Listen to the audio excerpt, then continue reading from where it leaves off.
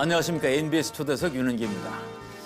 종자는 농업의 반도체로 불리면서 그 중요성이 커가고 있지만은 사실 우리 종자 산업 역사는 농업 선진국들에 비해서 매우 짧습니다. 채소는 1950년대 우장춘 박사의 귀국으로 또 벼의 경우에는 70년대 중반에 화해나 과수는 90년대 들어서야 본격적인 육종이 시작됐다고 볼 수 있습니다.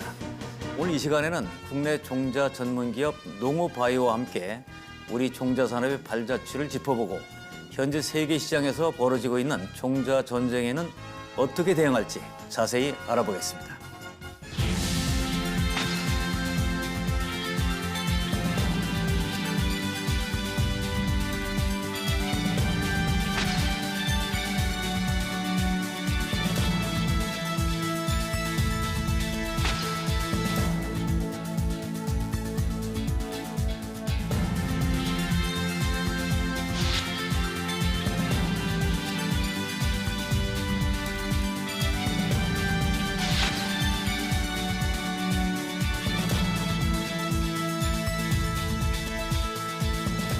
네, 오늘은 종자 산업에 대해서 알아보겠습니다. 이 분야를 이끌고 있는 농오바이오 최혜교 본부장님을 모셨습니다. 안녕하세요. 네, 안녕하십니까. 네, 반갑습니다. 반갑습니다. 자, 이 종자 산업이 중요하다. 이게 말하자면 농업의 반도체다 이런 얘기까지 나오고 있는데요. 네. 얼마나 중요한지, 왜 중요한지 먼저 좀 알려주시죠. 예, 방금 말씀하셨듯이 종자가 농업의 반도체라 할 만큼 그렇게 부가가치가 높은 산업입니다. 그리고 부가가치가 높은 것도 중요하지만 그보다 중요한 것은 국민, 우리 모두의 먹거리를 책임지는 예. 국가 근간이 되는 산업이라는 거죠. 예를 들어서 오늘 제가 보니까 금값이 키로로 환산하면 5,600, 700 정도 되더라고요. 예. 근데 저희 종자 중에는 같은 키로수로 했을 때 1억이 훨씬 넘는 그런 종자. 1억이 넘는다고요? 예, 그런 종자도 있습니다. 그 어떤 종자가 그런 거예요? 그게? 보통 토마토 우리 뭐 블랙체인지나 TY 시스펜 이런 품종이 있는데 그런 품종들은 1억이 훨씬 넘는 그런 토마토의 종자 씨앗, 예, 이게 그렇게 씨앗이 비싸다는 말이죠. 예. 이야, 이거 대단한데 보니까. 그러니까 이제 이게 왜 중요한가 하는 거는 첫 번째 고부가가치, 네. 두 번째는 먹어야 사니까 예. 그런 이제 소위 말하는 생명산업이다 이런 면에서. 네, 그렇습니다. 자, 이거 이제 흥미진진한 것들이 많은데 품종 대표적인 거 몇 개를 좀 미리 좀 한번 소개해 주시죠. 우리 그 농우바이오가 지금 종자 파는 그 종자 숫자가 한 320여 개 정도 됩니다. 320여 개. 네, 320여 개 정도가 되는데 이름만 되면 알 수 있는 품종들이 많습니다. 그 중에 고추는 뭐 예전에 마니따, 베로따, 현재 빅스타 이런 품종을 비롯해서 수박에는 스피드 꿀수박. 뭐 전국 수박 농가라면 아마 스피드 꿀수박을 모르는 농가는 없을 걸로 제가 자신할 정도로 그래 유명한, 지금도 한창 판매를 하고 있고요. 또 참외는 오복꿀참외. 이런 부분들이 뭐 농사 짓는 분이라면 누구나 알 수 있는 농우바이오의 대표 품종 그렇게 할 수 있습니다. 저는 그냥 산지 어느 농장에서 나왔느냐, 어느 지역 이것만 생각하는데 농업하시는 분들은 그 품종 자체가 굉장히 중요한 거네요. 그러니까. 그럼요. 농사에서 종자 선택은 소위 우리 그 회사원으로 말하면 직업을 뭘 가질까 그런 거 하고 맞먹는다고 보시면 자, 만따, 뭐 배로따 이런 거는 벌써 듣기만 해도 이게 무슨 뜻인지 알겠어요. 보니까 배로따 뭐 많이 따는 거니까 이게 이름은 누가 짓는 겁니까, 그거는? 그 품종명은 예를 들어서 우리가 그 첫째는 농가의 식유 사업을 할 때 그 지역 적응성 실험을 할 때 사실은 그 식유 번호로 지을 수도 있습니다. 번호로 지을 수도 있고 또 하나는 뭐 내부적으로 회사 내부적으로 공모를 해서 지을 수도 있고, 또 예를 들어 수박 같으면 수박 지역 단지권에 가서 농가들한테 여론조사를 해서 야, 이 품종 좋다는데 뭘로 지었으면 좋겠습니까 해서 물어봐서 그것도 괜찮겠죠. 저 농민들에게 직접 물어보는. 농민 그 부분도 아주 좋은 부분이거든요. 그런 부분이 있고, 마지막으로는 이제 마케팅 본부에서 총괄해서 짓기도 하고 그렇습니다. 어떻게 잘 팔릴까? 예. 자, 꿀수박은 알겠는데 왜 스피드 꿀수박입니까? 스피드는 왜 붙어 있는 거죠? 저희가 그 품종명을 질 때 고려하는 것이 있습니다. 과연 이 품종을 장점을 뭘로 내세울까? 모든 사람도 얼굴이 있듯이 품종에도 저희가 이제 중요시하는 타이틀이라는 게 있거든요. 스피드 꿀수박은 그 당시에 그 타원형 수박이 이제 시장이 많이 넓혀질 때입니다. 타원형 수박이 넓혀질 때인데 초기에 타원형 수박은 좀 그 일반 원형 우리가 보통 알고 있는 원형 수박보다 그 기후적으로 좀 안 좋은 안 좋은 기후에 처하면 기형과 좀 우리가 원하지 않는 기형과가 많이 나옵니다. 그래서 그렇기 때문에 그 품종은 일찍 심을 수가 없었던 거죠. 근데 그래서 나온 게 우리 스피드꿀 수박은 조금 더 악조건에 들어가도 기형과가 적게 나오고 또 빨리 수확할 수 있는 그런 빨리 들어가서 빨리 들어갈 수도 있는 그런 장점이 있기 때문에 그 부분을 이제 강조하고 이제 스피드란 말을 쓴 거죠. 그러니까 빨리 수확할 수 있으니까. 네. 그 농사 짓는 분들은 그거 딱 먹히죠, 그러니까. 네. 저는 수박을 빨리 먹으라고 지금 줄 알았더니 스피드 꿀수박. 그래서 지금 예전에 사실은 그 품종명이 아까 말씀드렸던 뭐 베로따나 마니따 이런 데는 시대적 상황을 반영하듯이 그때는 수량성을 강조해야 될 부분입니다. 그렇죠. 많이 따는 게 좋으니까. 네. 수량성을 강조해야 되는 시대이기 때문에 이제 마니따, 베로따를 한 거고 그 이후엔 저희가 빅스타란 고추도 있습니다. 빅스타란 고추는 이제는 기존의 베로따, 마니따보다는 더 커졌다는 거죠. 예. 그래서 커지면서 수량이 많다 그래서 이제 빅스타란 부분을 줬고 최근에는 지금 예를 들어 고추 시장에 이제 강조되는 부분이 칼라병이라고 있습니다. 예. 칼라병이라고 있고 또 탄저병. 예. 탄저병은 많이 들어보셨을 그렇죠. 거예요. 예. 그런 칼라병, 탄저병의 같은 복합 내병성을 가지고 있다 해서 저희가 칼탄 패스.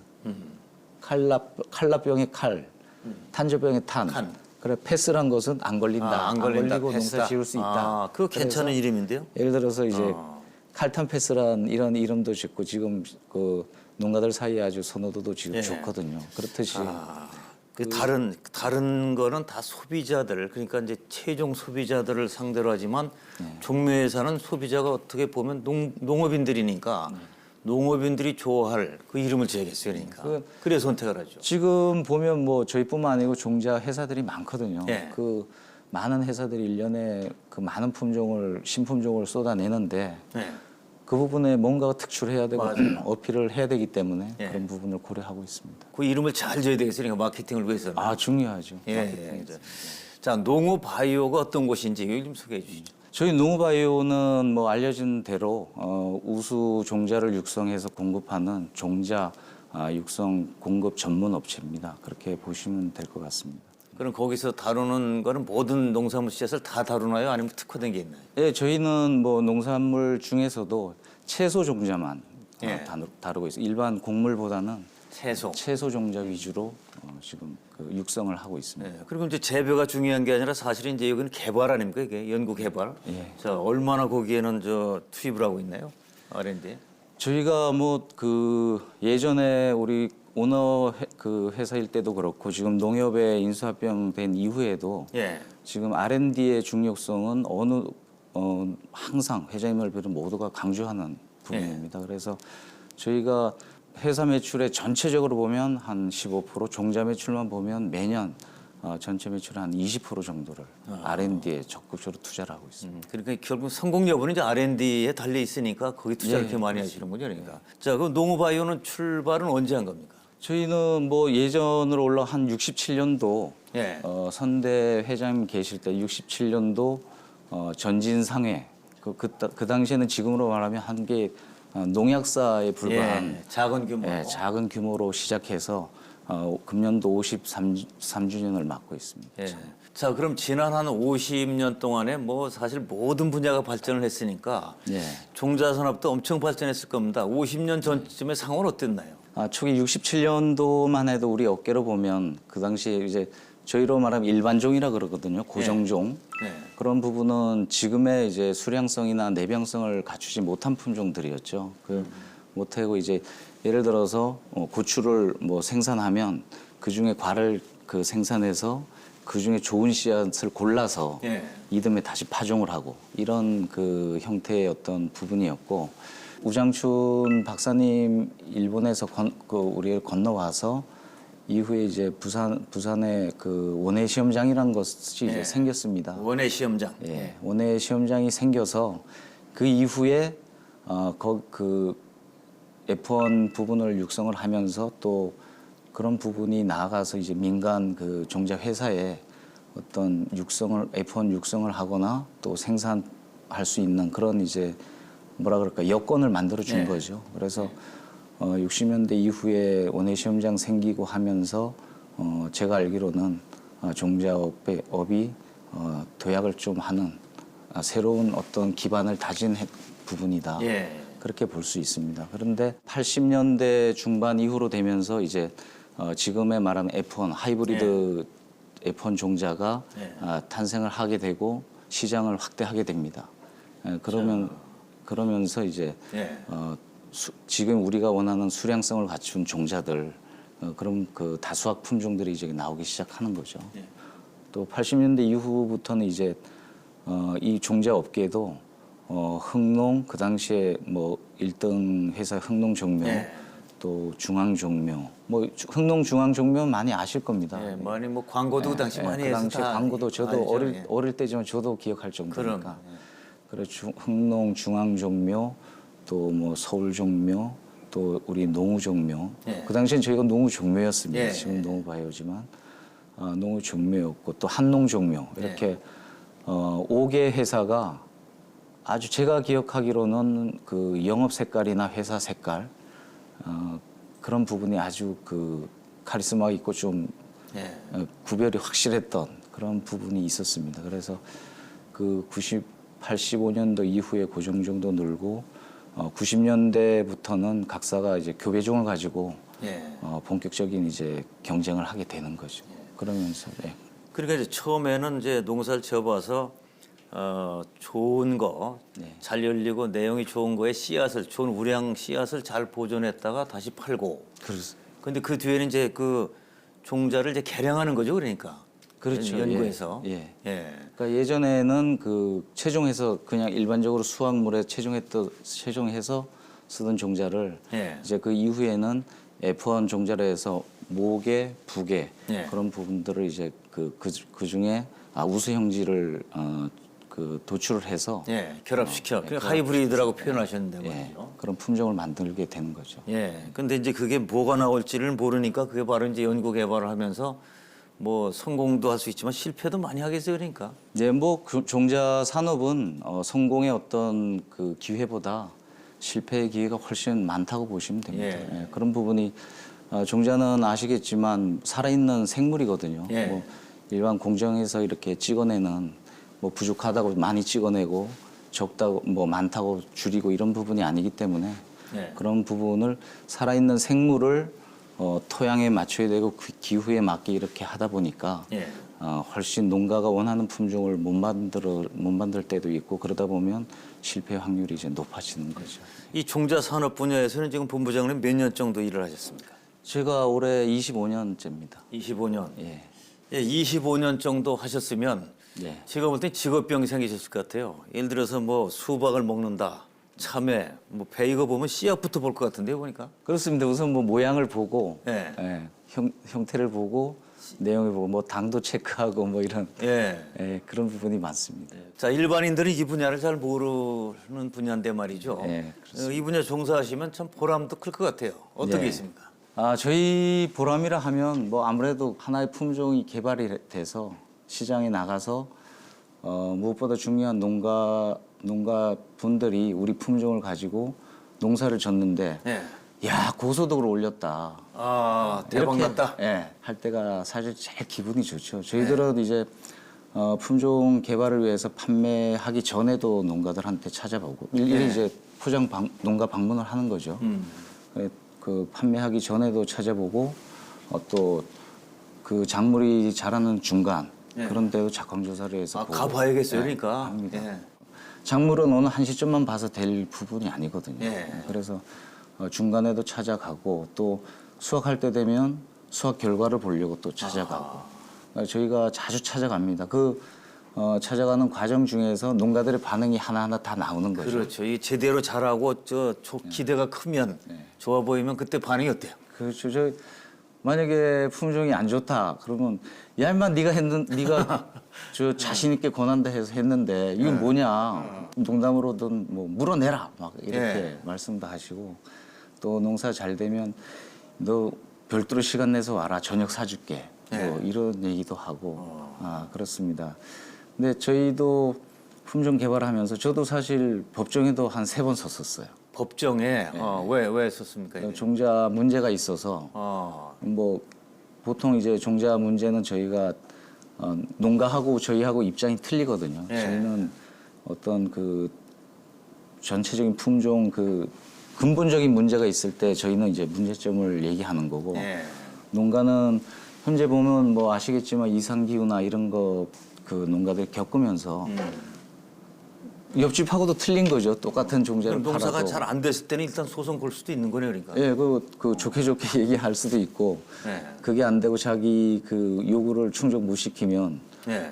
법적 그 진행도 하고 그렇습니다. 그러면 예전에 제가 일선에 담당할 때는 이제 회사 대표로 예. 법원에 출두명령 받고 예. 가서 증인으로도 쓰고 그런 적도 있습니다. 그런 또 애로도 있고 보람도 있고. 자, 좋은 종자를 개발했을 때 기쁘고 그러나 이게 이제 실제로 성과가 날지는 모르니까 이제 뭐 실험을 스스로 할 거, 재배 실험을 할 거고 이거는 자신 있다. 이건 틀림없이 좋다 하고서 이제 농가에 보급을 했는데 그걸 심고서 잘 나왔을 때는 엄청난 칭찬을 듣지만 모르잖아요, 이게.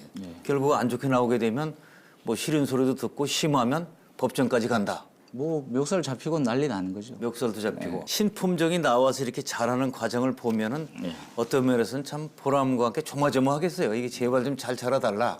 예. 보통 그 종자업계 말로 그런 말이 있습니다. 종자는 하나 출시가 돼서 예.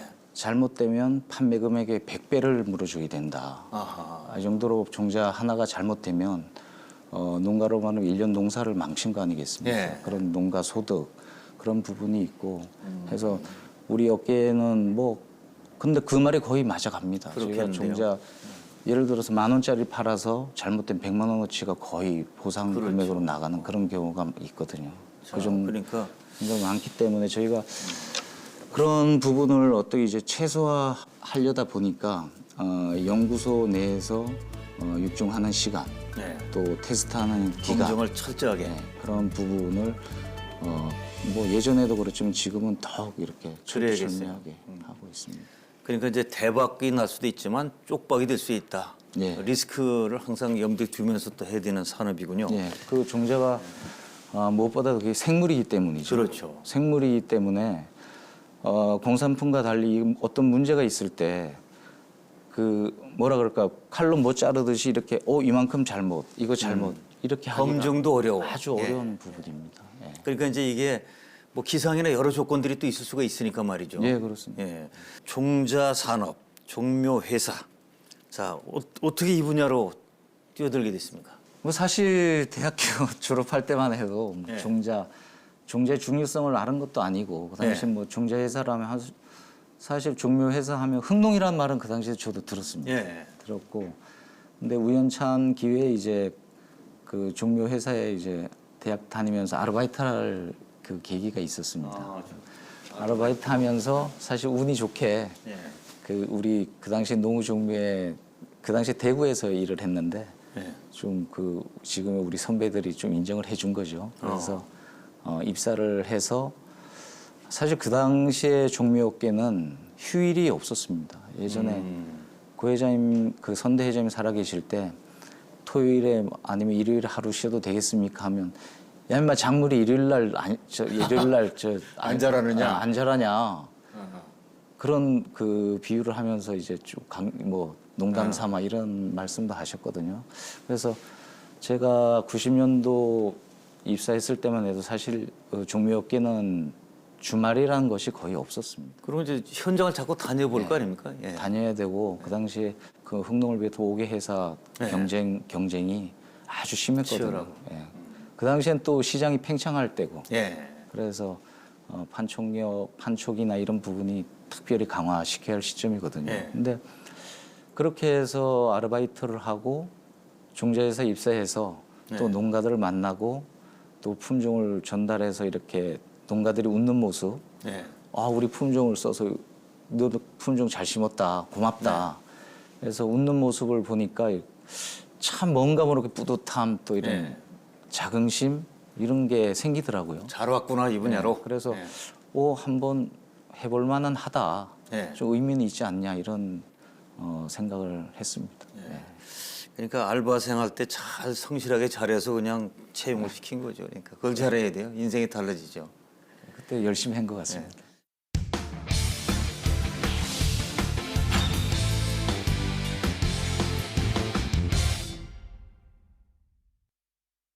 그동안 꾸준히 발전해왔지만 한때 심각한 위기였다. 그리고 네. 뭐 종자 그 산업의 그 기업들도 많이 뭐 바뀌고 말이죠. 언제였습니까 그때가? 그때가 IMF 때입니다. IMF 때 뭐 저희 회사뿐만 아니라 우리 종자업계 전체가 네. 큰 아픔을 겪었습니다. 그게 그 중에 종자업계 1위 회사인 흥농종묘, 예. 또 그 당시에 중앙종묘 예. 이런 회사들이 이제 세미니스라는 다국적 기업에 넘어갔고 서울종묘라고 있었습니다. 예. 서울종묘가 노아티스라는 외국계 회사의 그 M&A가 됐고 어허. 그 와중에 저희한테도 사실은 M&A 요청이 온 부분이 있었는데 그 당시 선대 회장님 고의선 회장님이 우리까지 외국에 넘어가면 안 된다. 그래서 그 당시에 처음으로 이제 종자 주권을 선언을 했습니다. 예. 선언을 하고 농우바이오만 그 당시엔 농우종묘였습니다. 종묘. 종묘만큼은 대한민국 종자 주권을 지키고 식량 안보를 지켜야 된다. 그런 확고한 신념을 가지고 계셨었죠. 예. 자, 그 당시 이제 경영이 IMF 때 어려우니까 일부는 문을 닫고 일부는 애국계에서 다 이제 사가고 이렇게 되는데 그야말로 이제 우리 걸 한번 지켜보자. 네. 이런 이제 결심으로 이게 살아나서 이름이 농우바이오로 바뀐 거네요. 그러니까. 농우바이오로는 저희가 그 이후에 2000년도에 이제 예. 사명을 이제 바꾸게 됐죠. 그래서 IMF를 저희가 돌아보면 뭐 어느 한 개 회사가 어떤 M&A다 이게 중요한 게 아니라 종묘업계 전체 또 대한민국 전체적으로 봤을 때 수많은 유전 자원이 이제 외국으로 유출이 됐죠. 예. 그 부분이 종자업계로서는 더 큰 아픔이고 우리 국가적으로 봐도 많은 손해라고 볼 수 있습니다. 그 중요성을 잘 알고 또 지킬 건 지켰어야 되는데 하는 아쉬움이 있죠. 워낙 그때가 어려웠기 때문에 말이죠. 경제가. 자, 소비자들 입장에서는 자기가 좋아하는 선호하는 과일이나 채소가 있는데 농부들 입장에서도 선호하는 뭐 종자가 있겠죠. 그러니까. 네, 종자가 사실 농민들 손에 가기까지는 뭐 아주 오랜 기간이 걸리거든요. 예. 그런 오랜 기간이 걸리면서 저희 입장에서는 이제 그 농가들한테 정식적으로 판매하기 전에 예. 적응 실험이라 해서 농가의 식교 사업 또 현지 적응성 실험을 많이 합니다. 아하. 그런 과정에서 농가들한테 어떤 이런 품종의 장점을 어필을 하게 되고 또 이런 품종을 심으면 고소득을 올릴 수 있습니다. 예. 이런 부분을 홍보를 많이 하게 되죠. 그럼 이제 농가들은 그런 부분을 보고 또 듣고 하면서 이제 종자 선택을 하게 됩니다. 예. 그 종자가 중요한 것이 이제 뭐 고추나 사과, 배, 무 했던 등등인데 두 가지 반응인 것 같아요. 하나는 예전보다 맛이 굉장히 좋아졌다. 네. 이런 이제 소비자 입장에서는 또 반대로 어떤 얘기가 나오냐면 이거 옛 맛이 안 나는데 이런 경우도 네, 있는데 그렇습니다. 그 종자가 변해서 그런 거죠, 그러니까. 저희가 그 종자 흐름이라는 게 있는데 예. 보면 예전에 60년대, 70년대 이때는 얼마나 수확을 많이 올리느냐 아하. 이 부분이 그 주된 목표였죠. 저희가 예. 먹을 게 부족할 때 예. 그런 부분이 있다가 이제 80년대를 넘어서 90년대 들어서면서 그때는 이제 이제 수량성이 되니까 좀 내병성을 좀 갖췄으면 좋겠다. 이런 그 농가들 욕구가 많았습니다. 예. 그래서 그 당시에 저희가 이제 내병성을 종자에 많이 육성 과정에서 예. 넣게 되죠. 근데 좀 전에 사실 말씀하신 대로 그런 내병성하고 수량성을 강조하다 보니까 맛이 떨어지는 거예요. 그럴 수 있겠어요. 예, 예. 되게 하루아침에 이것저것 다 얻을 수가 없고 그래서 저희 종묘회사 입장에서는 내병성을 넣으면서 좀 그런 시행착오를 많이 겪었죠. 자, 그러니까 이제 말하자면 수확량을 늘려야 이제 돈벌이가 되니까 예. 수확으로 가다가 그다음에 이제 내병으로 가고 또 한 가지 그런 것도 있는 것 같아요. 보면은 몸에 얼마큼 좋으냐 아니냐도 뭐 따지지 않습니까? 예. 지금은 그런 쪽도 좀 개발하지 않나요? 그렇습니다. 그런 부분은 그 기능성 종자라 그런 최근에 2010년 이후에 10년 이후에 이제 저희가 국민 소득이 많이 높아집니다. 예. 높아지는 과정에서 이제 웰빙 문화가 들어오고 예. 그런 과정에서 소비자들은 이제 기능성 종자를 찾게 되는 거죠. 예. 그래서 저희는 그런 지금 형태로서 지금은 뭐 수확량이나 그 내병성 기본입니다. 예. 기본이고 거기에다가 농가들이 선호하는 또 농가들 건강까지 책임질 수 있는 고기능성 그런 그 종자를 지금 육성하고 있는 거죠. 그리고 이제 맛도 좋아야 되지만 몸에 좋으냐 그게 이제 기능성 뭐 예를 좀 소개해 주시죠. 예를 들어서 저희가 지금 팔고 있는 그 뭐 토마토 중에 TY 시스펜이라고 있습니다. 예. 보통 토마토로 말하면 이제 라이코펜 이런 부분을 강조를 많이 하는데 예를 들어서 라이코펜이란 부분은 몸에 좋아하는 그런 성분이 있으면서 이제 보통 붉은색 계열에 네. 많이 들어 있습니다. 근데 토마토에 예전에 우리가 보통 생각하는 토마토는 붉은색 큰 거 많이 보셨죠? 예. 그런 곳에 있는 라이코펜은 사실은 열을 가해야지만 우리가 흡수가 되니까, 인체가 받아들일 좋은 조건의 어떤 그 흡수 조건이 되거든요. 예. 근데 저희가 대추형 그 TY 시스펜 방금 말씀드린 TY 시스펜이라는 종자는 그런 열을 가하지 않아도 우리가 먹었을 때 인체에서 그런 그 성분을 받아들이는 부분이 흡수가 잘 되는. 흡수가 잘 되는 거죠. 예. 맞아. 예전에는 토마토는 익혀 먹고 뭘 요리해 먹어야 된다 그러는데 지금은 이제 그 흡수가 잘 되는 품종도 개발하는 게 예를 들면 그런 게 기능성이라는 거죠. 예, 그렇습니다. 자, 근데 이게 정말 아까 말씀하신 대로 공장에서 찍어내는 물건이 아니다 보니까 품종 하나 개발하는데 얼마쯤 걸립니까? 기간은? 지금 저희가 보면 품종 하나 근데 유전 자원이 어떤 품종을 만들려고 할 때 예. 유전 자원이 확보된 상태에서도 최소 10년, 최소. 예, 최소 10년이 걸리고 많게는 뭐 20년, 30년까지도 걸릴 수가 있습니다. 예. 그러니까 그래서 어떤 연구원이 품종 2개 만들고 평생 연구 그 기간을 마칠 수도 있는 그 정도로 종자 산업이 어려운 산업이죠. 평생 두 건도 화끈한 거 건지면 괜찮은 거 아닌가요? 그렇죠. 그런 연구원만 해도 아주 복받은 연구원으로 볼 수 그렇죠. 있습니다. 안 될 수도 있으니까. 안 될 수도 있고. 종자 품종이라는 것은 뭐 만들어낸다고 해서 모든 품종이 아니고 네. 이 품종을 만들어내서 생산을 해서 농가한테 판매를 해서 농가에 직접 고소득에 그 작용을 해야지만 예. 이제 품종다운 품종이 되는 거죠. 그렇죠. 자, 그러면 아주 진짜 제대로 된 품종을 개발해서 우리나라뿐 아니라 전 세계 시장으로 나갈 수도 있는 거니까 예. 품종 아주 좋은 거 하나 정말 확실히 제대로 개발하면 떼돈도 벌 수 있는 건가요? 왜? 그렇죠. 뭐 회사 뭐 작게는 회사 나가서는 국가적으로도 큰 그 국익 창출이 되는 거죠. 외국의 이 종자 회사들이 그래서 이게 제약회사와 거의 뭐 비슷한 정도로 R&D에 노력을 하고 있다 이런 얘기가 나오는군요. 네, 그렇습니다.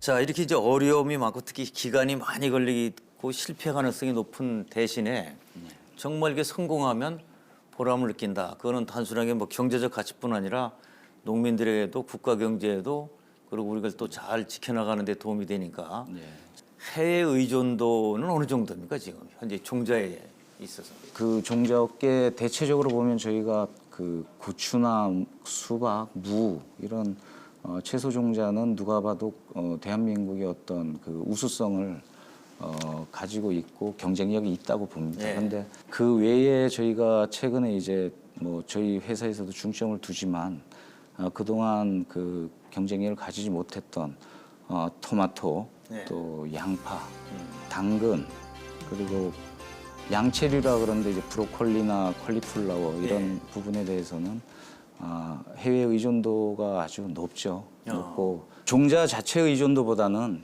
그 종자를 만드는 유전 자원, 유전 자원 의존도가 크다고 그렇게 볼 수가 있습니다. 뭐 지금 매스컴이나 이런 데서는 뭐 유전 자원 의존도가 한 70% 가까이 된다. 이렇게까지도 말씀하는 부분이 있기 때문에. 자, 유전자원 의존도라는 게 구체적으로 좀 알기 쉽게 좀 소개를 더 해주시죠. 그러니까 그 종자를 하나 만들려면 그 종자가 갖춰야 되는 아주 그 고품질을 만들 수 있는 뭐 유전자도 있어야 되고 내병성을 강화시키는 유전자도 있어야 되고 이런 다각적인 분야에서 그 유전 자원이 있어야 되거든요. 그런 부분을 저희가 국내뿐만 아니라 글로벌 그 국제적인 어떤 종자 수출을 하기 위해서는 현지 맞는 내병성을 갖춘 또 현지 그 농가들이 원하는 그런 부분을 갖춰야 되기 때문에 각지에서 그런 유전 자원을 그 어떤 수집하거나 이렇게 하는 부분이 많아야 되는 거죠. 그리고 이게 다 국제 특허가 다 돼 있겠죠. 그러니까 종자별로 다 어떻게 돼 있습니까? 지금 뭐 다 돼 있다기보다는 그런 부분이 점점 이렇게 강화되는 지금 추세로 있습니다. 특허를 내야 그래야 뭐 지적재산 보호를 받을 테니까 말이죠. 지금 국내는 그런 품질 보호 출원이라 해서 그런 저 법이 제정돼 있습니다. 우리가 이제 식품, 채소나 야채만 사오는 게 아니라 종자도 사와야 되고 그다음에 또 그 로열티도 내야 될 거 아니에요. 외국 종자. 어떻게 지금 지분은 어떤 방식으로 하고 있습니까? 지금 저희가 사실 뭐 그 일반 채소 종자에서 로열티를 지급하는 부분은 좀 적습니다.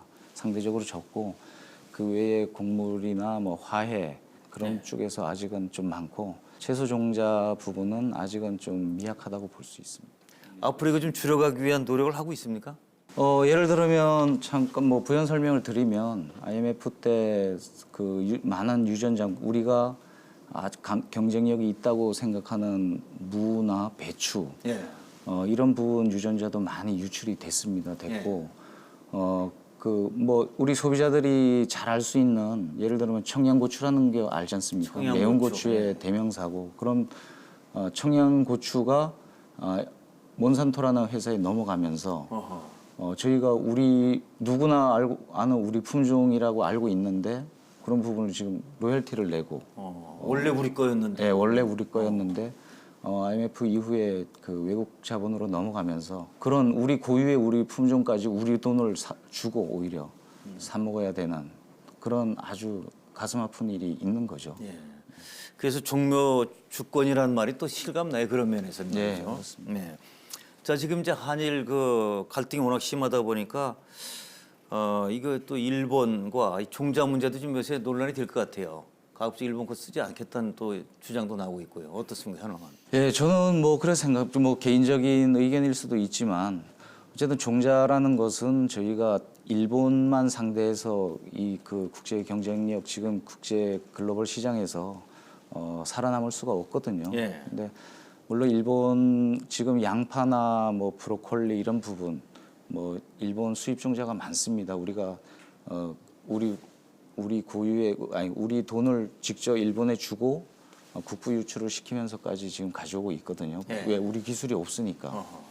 그런데 그렇다고 해서 지금 뭐 한일 관계를 여기에 연관시켜서 무조건 일본 종자를 배척하고 이런 것보다는 이 기회에 이런 문제는 뭐 일본하고 아니라 미국하고도 생길 수 있고 그렇죠. 또 중국하고도 생길 수 있는 거고 나가서 뭐 인도든 글로벌 회사하고 항상 생길 수가 있는 부분이거든요. 그래서 그런 부분 그 일맥선상에서 이런 기회에 국가적으로 좀 더 그 크게 거시안적인 안을 가지고 그 종자 산업 쪽에 투자를 해서 이 기회에 좀 더 강한 글로벌 경쟁력을 길러주는 것이 또 종자 회사의 어떤 자생력을 높여주는 게 더 중요한 일이 아닌가 이렇게 생각하고 있습니다. 좋은 종자가 있어야 뭐 농산물이 정말 좋아지고 성장할 텐데 이 종자 산업의 세계적 규모나 추세는 어떻습니까 지금? 네, 종자 저희가 이제 채소 종자만 놓고 볼 때 전 세계 시장 규모를 한 6조 원 정도를 보고 있습니다. 6조 원. 6조 원. 그 국내 종자는 한 뭐 2,000에서 2,500억 그 정도로 그 아주 미약하죠. 규모 작죠. 최근에 보면 주목할 만한 부분은 그 글로벌 회사들이 어떤 고유의 그 종묘 쪽에 시작하는 회사가 아니라 화학을 담당하던 회사들 예를 들어 뭐 바이엘이나 뭐 듀폰 또 신젠타 뭐 바스프 이런 그 글로벌 회사를 좀 들 수가 있는데 이런 회사들이 저희처럼 종묘업으로 시작한 회사들이 절대 아닙니다. 이런 회사들은 제약을 하고 화학을 하는 그런 회사들이 지금 이제 종묘를 전 세계 종묘의 어떤 시장을 좌지우지하고 있다는 거죠. 그만큼 이제 이 분야가 전망이 좋다는 얘기 아니겠어요? 커지니까 뛰어들고. 네, 전망이 좋은 부분도 있지만 추후에 미래 그 먹거리를 봤을 때 예. 지금부터 그런 회사들이 어마어마한 자본력을 가지고 글로벌 자본력으로 지금 종자 시장을 자기들만의 그런 그 세상을 만들고 있는 거죠. 그런 부분을 지금부터 해서 이후에 전 세계 종자 시장을 자기들이 좌지우지하겠다 그런 부분입니다. 멀리 내다보고. 자, 그리고 이제 이게 또 보면은 지금 뭐 바이엘이나 지금 말씀하신 대로 다 큰 회사들이거든요. 큰 그러니까 경쟁도 그만큼 치열해진다는 얘기겠죠. 예. 제가 자료를 봤더니 2017년에 발효된 나고야 의정서. 네. 자, 이게 우리 종자 산업의 장벽이 되고 있다고 하는데 그 말씀 좀 한번 소개해 주시죠. 나고야 의정서는 사실 그 생물 다양성 협약 2010년도 일본 나고야에서 채택이 돼서 예.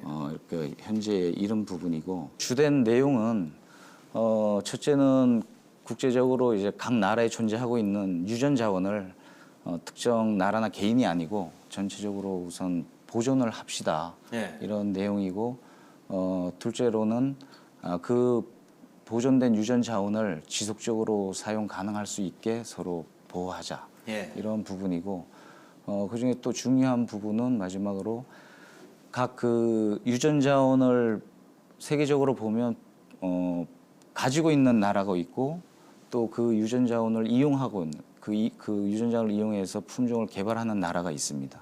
그런 나라들이 서로 그 이익을 공유해서 예. 다 같이 잘 살자. 네. 사실은 그런 부분이 있습니다. 자, 그래서 이제 국제 이제 그 의정서, 국제 협약을 해놓은 건데 이게 이제 우리한테 유리한 부분도 있고 불리한 부분도 있을 테니까 이 대처를 잘해야 될 것 같아요. 앞으로 종묘산업 시장 규모도 커지고 말이죠. 지금 저희는 아까 전에 말씀드렸듯이 유전자원 보유국 쪽에 어떤 치우치는 것보다는 그 유전자원을 이용하는 나라의 그 비중이 높거든요. 예. 그리고 지금 저희는 국내 종자 시장 규모가 조금 그 커지는데 좀 문제가 있고 지금 고착화된 부분이 없지 않아 있거든요. 예.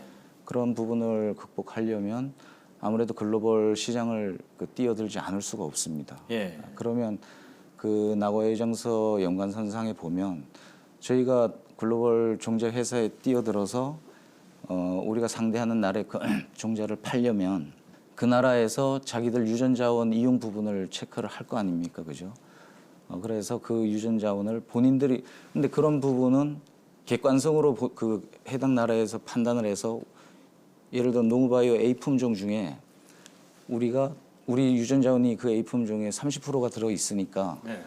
30%의 로열티를 줘라, 이용료를 줘라 할 수가 있는데 문제는 지금의 채소 종자는 그 품종 안에 어떤 유전 자원이 몇 프로가 가지고 있다는 것을 구체적으로 사실 결론을 내기가 어렵거든요. 그런가요? 예. 예. 그래서 그런 부분에 있으면 서로가 이제 그 이익 공유에 대한 어려움이 있을 거고 예. 저희가 예를 들어 불이익을 당할 수 있는 경우는 예를 들어서 우리가 중국에 어떤 품종을 수출했는데 중국에서 그 중국 주관적으로 야, 이 예. 품종을 보니까 우리 팔고 게 있는 들어있다. 우리 거 팔고 있는 뭐하고 똑같으니까 그거에 상관없이 한 30% 이용료를 내라. 그러면 저희가 물론 법적으로 이렇게 국제 뭐 룰에 그 법적으로 할 수는 있겠지만 그런 부분을 우리가 수출하는 어떤 그 나라를 볼 때는 불이익을 당할 수밖에 그런 없는 어려움이 또 있겠군요. 예, 그런 부분이 그 뭐 있습니다. 물론 소송할 수 있지만 시간도 많이 걸리고 간단치 않아서 말이죠. 저는 또 이게 궁금해요. 우리 종자를 이제 해수출했을 경우에 예.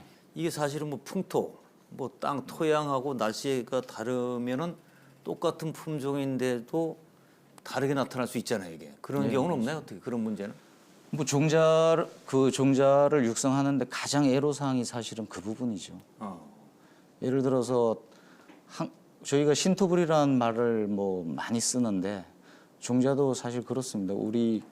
우리나라에서 육성을 해서 네. 중국에 수출하는데 우리나라 기후만 생각해서 육성해가지고는 중국에 갔을 때 중국의 어떤 지역에 갔을 때 생각지도 못한 그 문제점이 발생할 수도 있다는 거죠. 네. 예를 들어서 우리나라에서는 어떤 당도나 뭐 내병성이 좋았는데 어느 나라에 가니까 그게 안 통하더라. 이럴 부분도 있는 거죠. 자, 그러니까 이제 우리가 수출을 하려면 그래서 제가 질문을 드린 건데 수출을 하려면 우리나라에서 아주 좋은 상품이 나왔다 하더라도 농산물이 나왔다 하더라도 현지 가면 달라질 수 있으니까 현지 풍토하고 같이 맞게 개발해야 되는 거 아닙니까? 그런 부분을 대비해서 예전부터 북경의 그 세농 법인이라든가 미국 예. 또 인도네시아 이런 부분에 법인을 예전부터 운영을 했습니다. 운영을 해서 현지화 전략을 써서 현지에 맞는 품종을 그 지역에서 그래야겠어요. 개발을 하고 있었고 최근에는 그런 부분이 좀 부족하다 그래서 최근에는 나가서 그 터키, 예. 인도, 미얀마 예.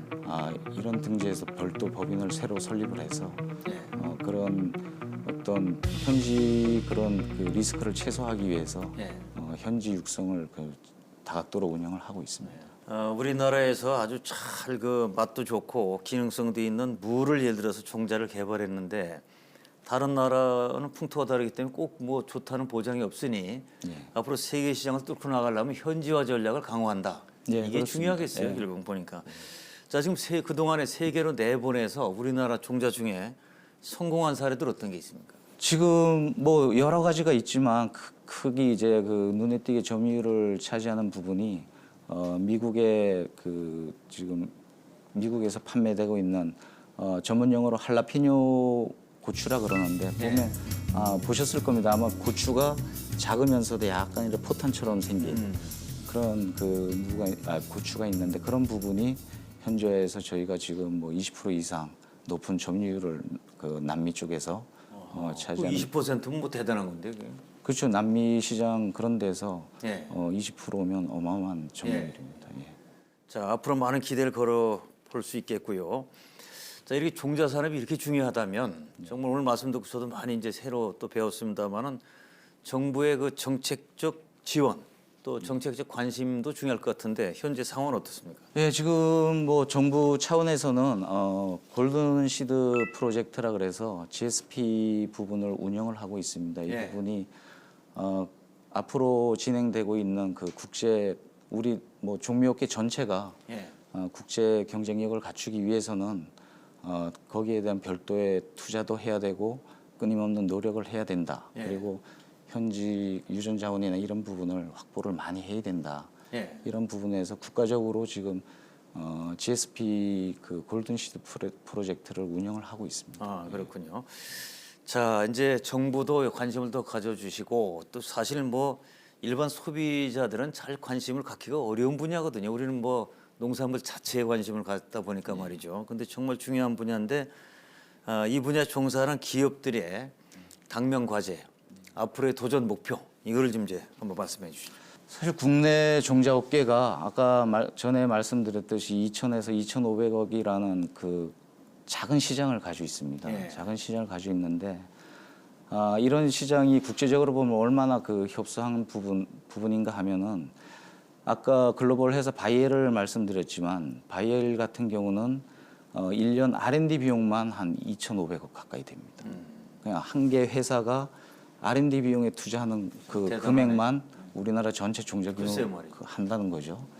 그래서 어쨌든 우리가 그 지금 국내적으로 볼 때는 어떤 개인 육종가나 이런 부분 육성을 국가에서도 많이 신경을 써서 지금 지원도 많이 하고 있습니다. 그런데 그런 그 지원이란 부분이 받는 입장에서는 아직도 많이 그 부족한 부분이죠. 예. 그래서 그런 부분에 대해서 좀 더 신경을 많이 써주셨으면 좋겠고 또 나아가서는 아까 말씀드린 골든 시드 프로젝트가 사실 지금은 보통 우리 가지과 밭가라 그러는데 그 품종이 고추나 수박 같은 예. 고추나 수박, 호박 이런 같은 작물에 좀 치우쳐 있습니다. 그래서 우리가 국제적으로 그 경쟁력을 갖추려면 그런 품종 외에 또 아까 말씀드렸듯이 양파나 또 양채류 또 이런 여러 가지 부분에 확대를 전적으로 많이 할 필요가 있는 거죠. 예. 자, 오늘 아주 많은 정보를 저도 들었고요. 공부가 많이 됐습니다. 끝으로 우리 농업 종사자 분들에게 좀 한 말씀 해주시죠. 사실 뭐 저도 그렇고 저는 참 농가들을 항상 보면서 참 위대한 분들이다 이런 위대한 분들. 네, 참 위대한 분들이고 평생을 애국을 하면서 나 애국한다고 말씀 한마디 못하는 예. 그런 부분들이 농민이라 볼 수 있습니다. 그리고 이 방송이 제가 알기로는 저녁 시간에 방송되는 거 알고 있는데 아마 전국의 농가들이 하루 종일 수확철을 맞이해서 제대로 방송을 못 볼 수도 있거든요. 너무 예. 피곤해서. 예. 그래서 국가적으로 볼 때 농업에 종사하는 뭐 저희뿐만 아니고 국가 여러 기관이 있을 거 아닙니까? 예. 그죠? 그런 부분 그 연구기관에 종사하는 국가 공무원들 이런 분들도 진짜 애국하는 분들이거든요. 예. 그런 분들 또 종자업계 전체 이런 부분에 참 저희는 사실 뭐 누가 칭찬해서가 아니고 하라해서가 아니고 예. 대한민국 종자 주권 수호 또 먹거리를 지킨다는 신념이 강하거든요. 그런 부분에 살고 있기 때문에 종자 산업을 국가적으로도 좀 더 이렇게 많이 지원을 해주길 바라겠습니다. 예. 자, 오늘 말씀 감사합니다. 감사합니다. 종자 산업은 미래의 먹거리라는 인식 아래 종자 기업들은 총성 없는 전쟁을 계속하고 있습니다. 다국적 거대 기업들은 종자 기업을 사들이면서 몸집을 불리고 있는데요. 최근 일본의 경제 보복에서 볼 수 있듯이 세계 각국 사이에서는 언제든지 무역 분쟁이 일어날 수 있고 이런 무역 분쟁이 종자 전쟁으로 번질 수도 있습니다. 이는 종자 산업에 우리가 보다 정책적으로 관심을 가지고 육성해야 하는 이유이자 미래에 대한 대비책이 될 수 있을 것입니다. 함께해 주신 여러분 감사합니다.